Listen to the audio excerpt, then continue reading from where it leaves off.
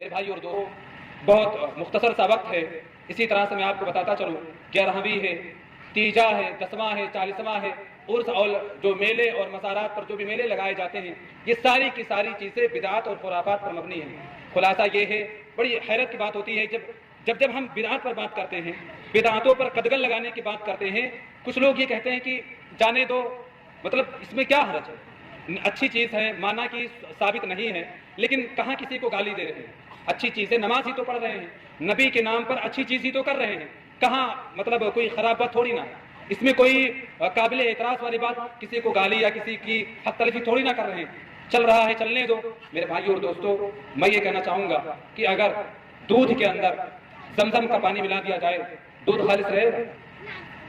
دودھ کے اندر اگر زمزم کا پانی ملا دیا جائے، دودھ خالص نہیں رہے گا۔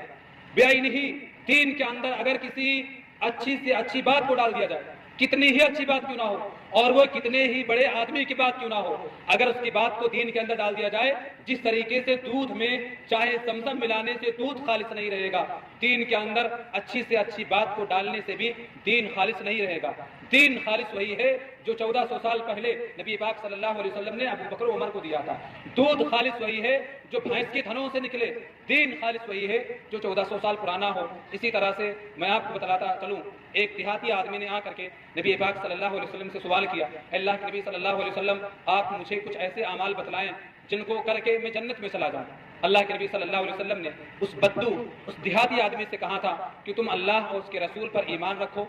نماز ادا کرو، روزہ رکھو، زکوٰۃ کی ادائیگی کرو، حج کرو۔ ایسے ہی دو چار چیزیں نبی کریم صلی اللہ علیہ وسلم نے اس بدو کو تلقین کی۔ وہ دیہاتی آدمی جب پلٹ کر جانے لگا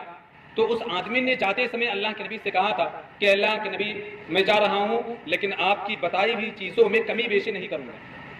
اللہ کے نبی صلی اللہ علیہ وسلم نے اس دیہاتی کا جو جملہ سن کر کے اپنے صحابہ کرام سے فرمایا تھا، میرے صحابہ سنو، اس آدمی نے جو مجھ سے وصیت لی ہے، اس نے جو مجھ سے وعدہ کیا ہے کہ میری بتائی ہوئی چیزوں میں یہ رد و بدل نہیں کرے گا، میری بتائی ہوئی چیزوں میں یہ کمی بیشی نہیں کرے گا، اگر یہ اپنے قول میں سچا رہا تو انشاءاللہ یہ ضرور جنت میں جائے گا۔ بتانے کا مقصد یہ ہے کہ نبی نے جو چیزیں بیان کی ہیں، جو چیزیں آپ نے امت کے سامنے پیش کر دی ہیں، ان میں کمی بیشی کی گنجائش نہیں ہے۔ جس طریقے سے ایک بدو نے اللہ کے نبی سے کہا تھا کہ میں آپ کی بتائی ہوئی چیزوں میں کمی بیشی نہیں کروں گا، تو اللہ کے نبی نے کہا تھا کہ جاؤ، اگر تم اپنے قول میں سچے رہو گے تو تم جنت کے اندر جاؤ گے۔ اسی طرح سے میرے بھائیوں اور دوستوں، ہم اور آپ اللہ کے نبی صلی اللہ علیہ وسلم کی بتائی ہوئی چیزوں میں اگر کمی بیشی نہ کریں، بیائی نہیں ادا کریں، تو انشاءاللہ ہم بھی جنت کے اندر جائیں گے۔ اسی طرح سے میں آخری بات ذکر کر دوں کہ ہر وہ چیز جو طریقے نبی کے خلاف ہو، اللہ کے نبی صلی اللہ علیہ وسلم کی اس پر مہر نہیں ہے، یا مہر تو ہے لیکن وہ طریقہ غلط ہے۔ مثال کے طور سے آپ نماز پڑھ رہے ہیں اور نماز پڑھتے سمے آپ غلط طریقے سے نماز پڑھیں، بظاہر آپ لوگوں کی نظروں میں نماز پڑھ رہے ہیں، لیکن در حقیقت آپ اپنے نام اعمال میں عذاب کا اضافہ کروا رہے ہیں۔ آپ روزہ رکھیں، زکوٰۃ ادا کریں، حج ادا کریں، لیکن اگر وہ نبی کے طریقے پر نہیں ہے تو وہی یہی ساری چیزیں بظاہر تو دیکھنے میں نماز، روزہ،